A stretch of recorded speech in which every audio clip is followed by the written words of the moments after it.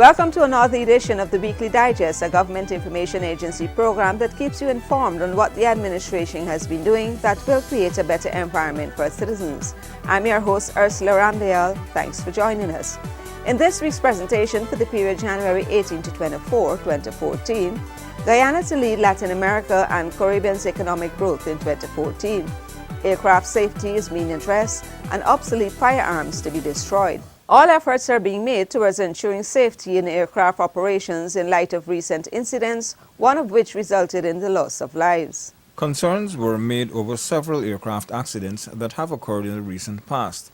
An aircraft flipped at the Ogle Aerodrome 1 week before a Cessna Caravan crashed on January 18th in the mid-Mazaruni area, which left its pilot and the loader dead. We have been discussing additional measures, additional oversight in respect of heightening the level of surveillance with respect to aircraft operations. Domestic flights, particularly from the Ogle Aerodrome, are of a very high number. Ogle Aerodrome, which is now a regional airport, has amongst the highest numbers, the highest level of aircraft activity.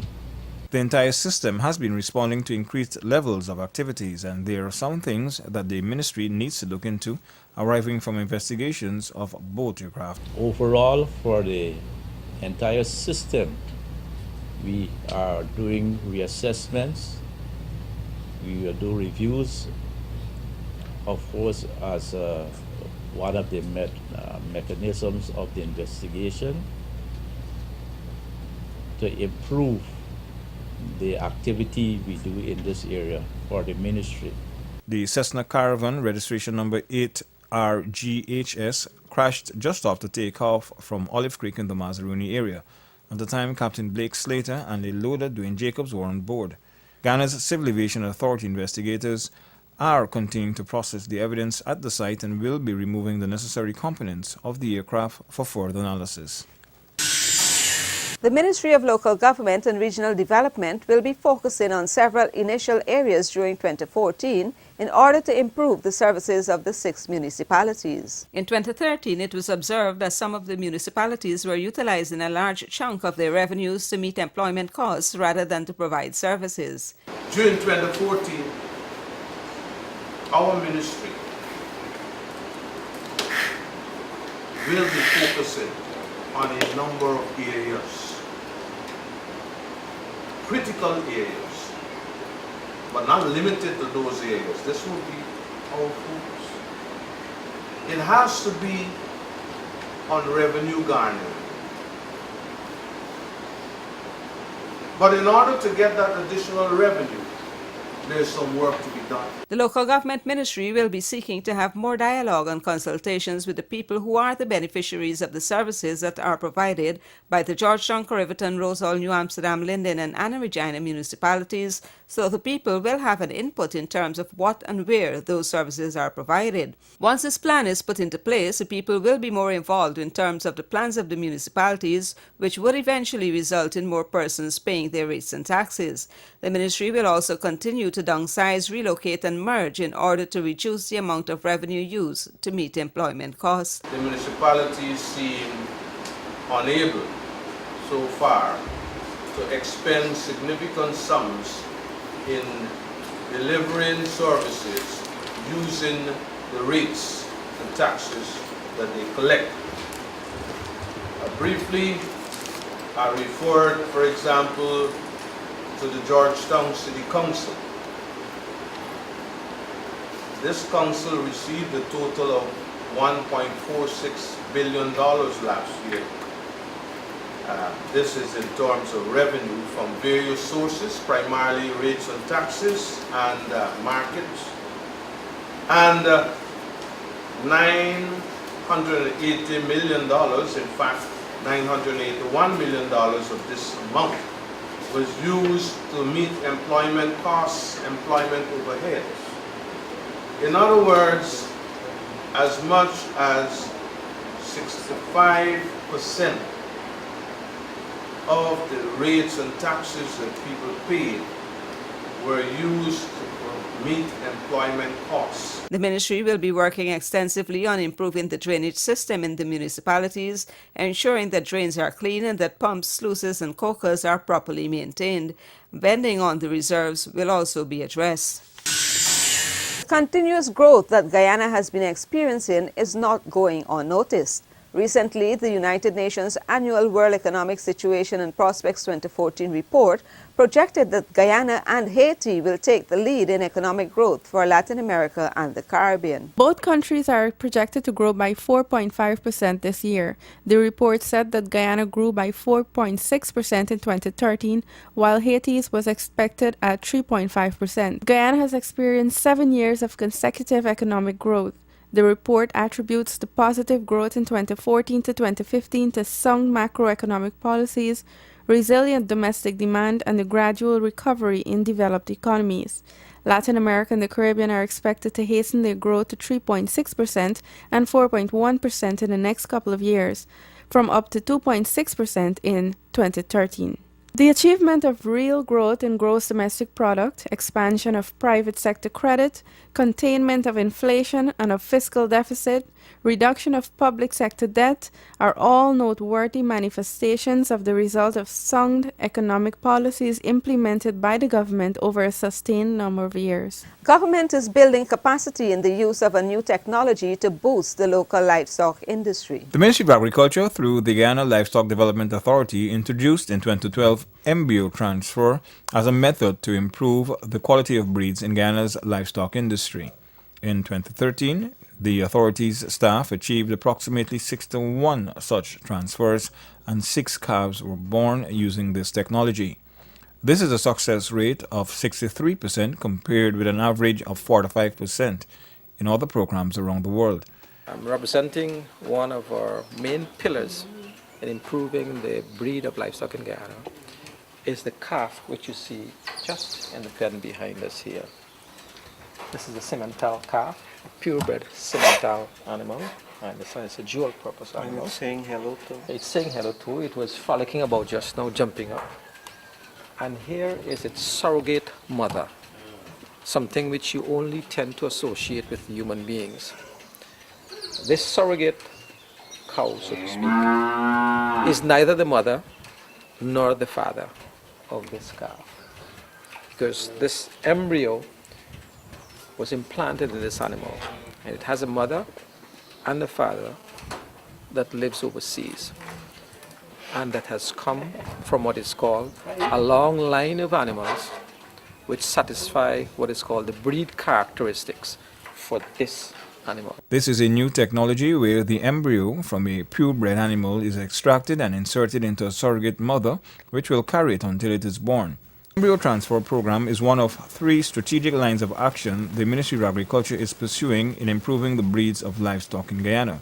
In addition to the embryo transfer program, the ministry has strengthened its artificial insemination program and late last year opened its own laboratory to improve this process. The 3rd strategic line of action is the procuring of purebred adult animals from the United States for distribution to local farmers. Stay tuned, there's more of the Weekly Digest after the break. Amerindian rights to land ownership continues to be a high priority for the PPPC government. The signing of a US $10.7 million agreement with the United Nations Development Program has paved the way for the implementation of the Land Titling and Demarcation Project, which is expected to provide absolute grants and certificates of title to eligible Amerindian communities and villages. There are 97 titled villages, while 77 others have had their lands demarcated. The Ministry of Amerindian Affairs will be working to process the first batch of 33 communities for land extension and 70 for demarcation under the 3-year land titling project. In an effort to better their lives, more than 42,000 pensioners are currently enjoying a 25% increase in their pension. This is in addition to the waiver of the Guyana Water Incorporated's bill. And in another attempt to enhance their lives, over 8,500 pensioners are benefiting from $20,000 subsidy yearly towards their electricity bills with the Guyana Power and Light Incorporated. Guyana as a tourist destination continues to receive international acclaim. The reputable National Geographic Traveler has named Destination Guyana as one of the must-see places in 2014. The renowned magazine said Guyana is the best-kept secret in South America with stunning natural wonders. This year, increased focus will be placed on enhancing the standards within the industry, focusing on tourism products and services, multi-destination itinerary planning, events management, ecotourism, and sustainable principles and guidelines, as well as a grading scheme which will be developed for the industry. In an effort to respond more promptly to citizens, the Home Affairs Ministry has launched an online crime reporting system which allows citizens who possess or have access to cell phones, computers, or other devices with internet connections to report criminal activities. Citizens can get instant access to security personnel on BlackBerry Messenger via 280-4E429. Reports of corruption can also be made on www.ipaidbribe.com. These reports can be made anonymously. Guyana is set to achieve the goal set by the United Nations Children's Fund UNICEF of universal birth registration by 2015. The General Register Office has launched an intensive campaign. It has decentralized its services to specifically cater to the needs of residents living in the interior location. Bedside registration is also done in several public hospitals. There are now 200 registration centers operating in the 10 regions. Citizens are urged to ensure that all births are registered. You are watching the Weekly Digest. The Ministry of Health will be putting a lot of emphasis on children during the course of the year. Among its plans is the promotion of healthy lifestyles in children through a number of collaborative efforts. The ministry plans to collaborate with the Ministries of Education and Culture, Youth and Sport, along with other stakeholders to address unhealthy eating and physical inactivity in the children. In terms of nutrition, we are working on several standards. Of course, the food safety area have expanded their role to not only look at whether this foods are wholesome in terms of bacterial contamination, but also to look at nutritional requirements too. So foods that are laden with fats and heavy in salt and high sugar, we really want to reduce those, and we want to increase in everyone's diet foods that are high in fiber. The ministry will be ensuring that the food sources that supply the canteens of the nation's schools can supply healthy meals. It will also be seeking to tackle the issue of alcoholic beverage sales to children at school activities. You know, people offer kids drinks, so we want to reduce that and to, work with Ministry of Education to not have alcohol served at schools, functions, fairs, and so on. The Health Ministry will be collaborating with other ministries, faith-based organizations, and non-governmental organizations to have students engaged in more physical activities as well. Regulations have been crafted to boost efforts by the Ministry of Natural Resources and its Environmental Protection Agency to manage and conserve indigenous species. New wildlife management and conservation regulations have been in train for several years, according to Minister of Natural Resources and the Environment, Robert Prasad. Over a number of years, both with local as well as international expertise, DFID being one of those entities, as well as widespread stakeholder consultation, because they will impact on a number of stakeholders, and we wanted to ensure that the development of the regulations reflected the views of the communities, reflected the views of all those who may have concerns, and the wider Guyanese public. Mm-hmm. And then we were able to finalize the regulations with support from the United Nations Development Program through a technical assistance.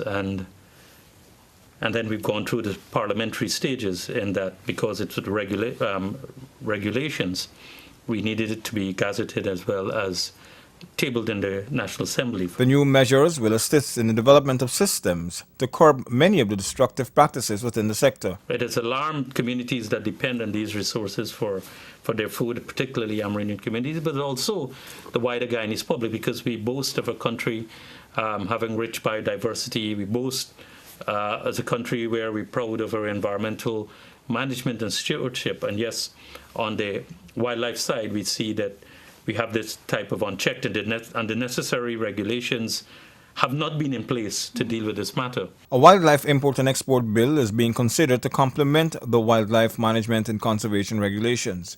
This bill will provide a national framework and the mechanism to govern the international trade of all species of wildlife in Guyana. An intensive public awareness campaign is planned to raise awareness of this issue, which potentially impacts the lives of thousands of Guyanese. Region 3, as far as Perico, will by mid-year begin experiencing a better supply of electricity as works on the Vredenhoek Power Station are moving apace. Good to see it happening stage by stage. You know that things get done with work, hard work, thoughtful work.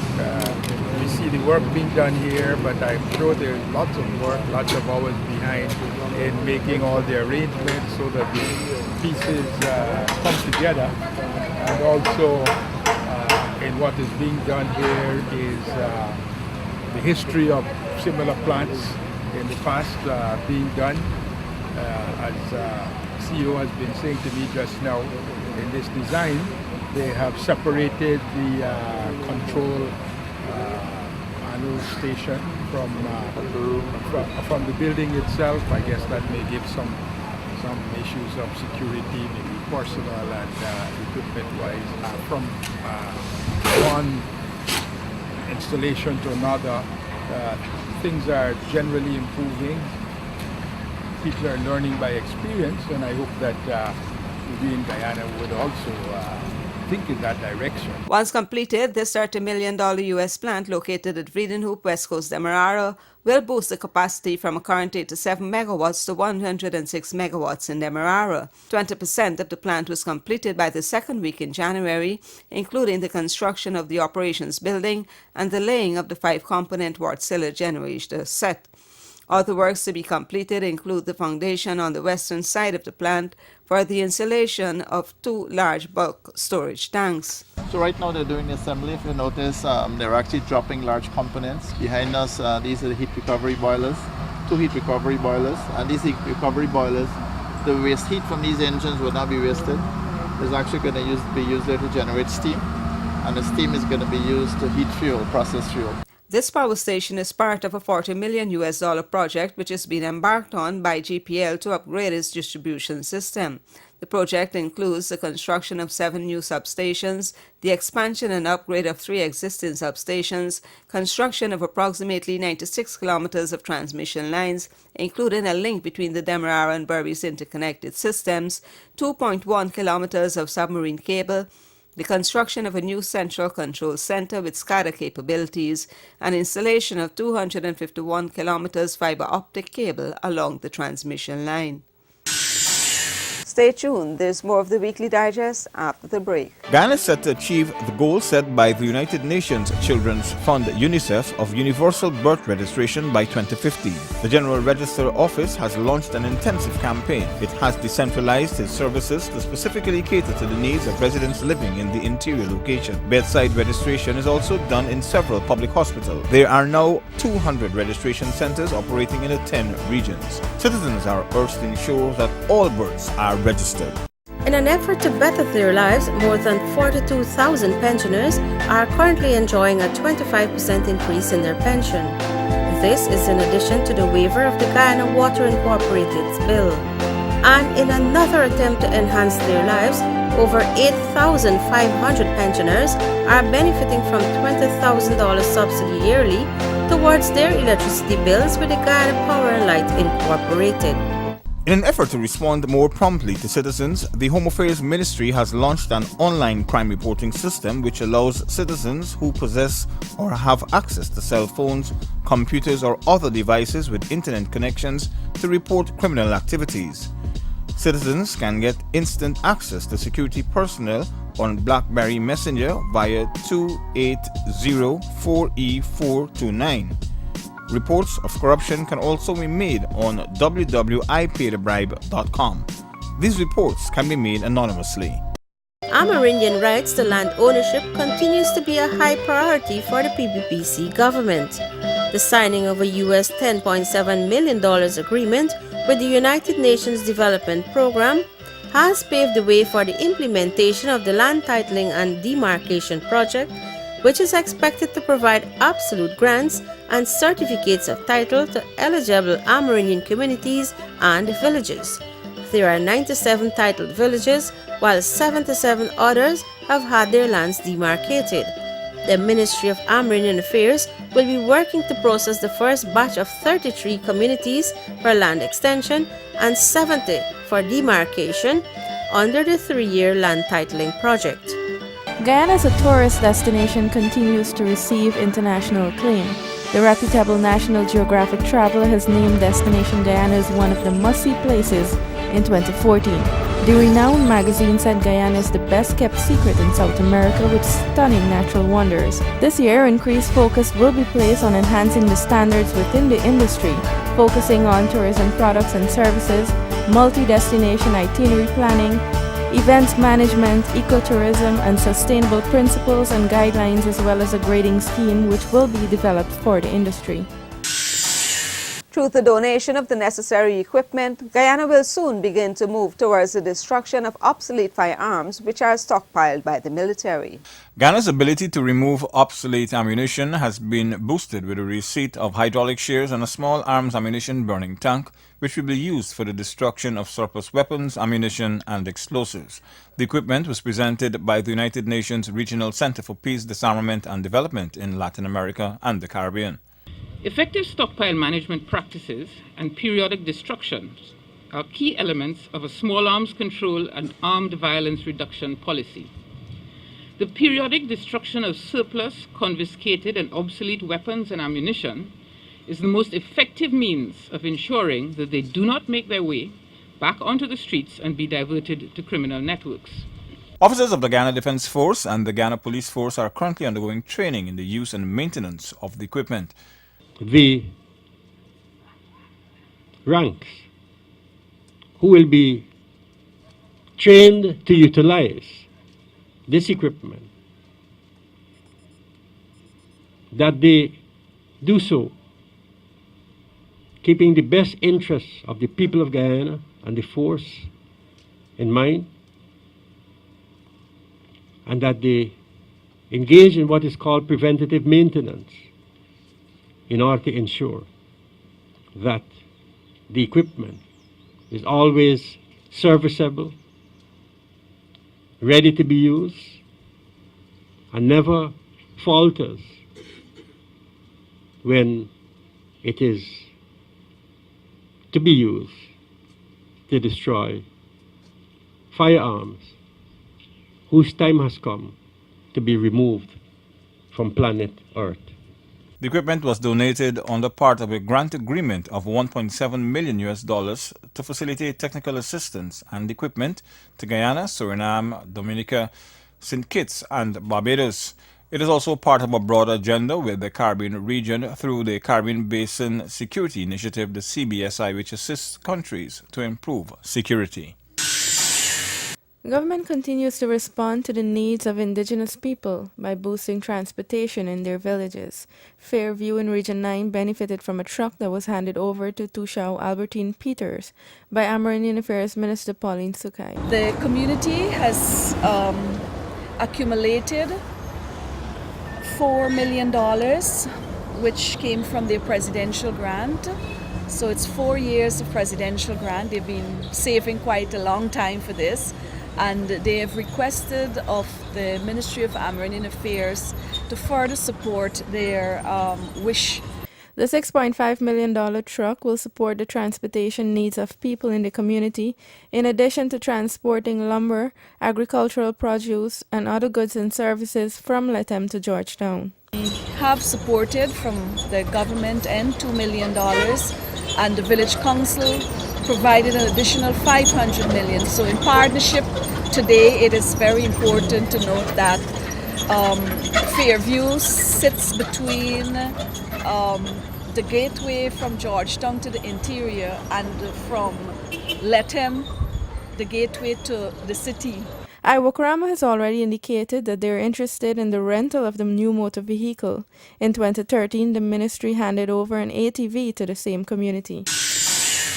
And with those features, we have come to the end of this edition of Weekly Digest. But before we go, here's a recap of the highlights. Guyana to lead Latin America and the Caribbean economic growth in 2014. Aircraft safety is being addressed and obsolete firearms to be destroyed. Please note that Weekly Digest and other government information can be found on our website www.gina.gov.gy, or you can send us your comments and suggestions at gina.govgy@gmail.com. Join us again next week as we highlight more of government's programs and policies which are enhancing the lives of Guyanese. I'm Ursula Ramdayal. Do have a safe week ahead. Goodbye.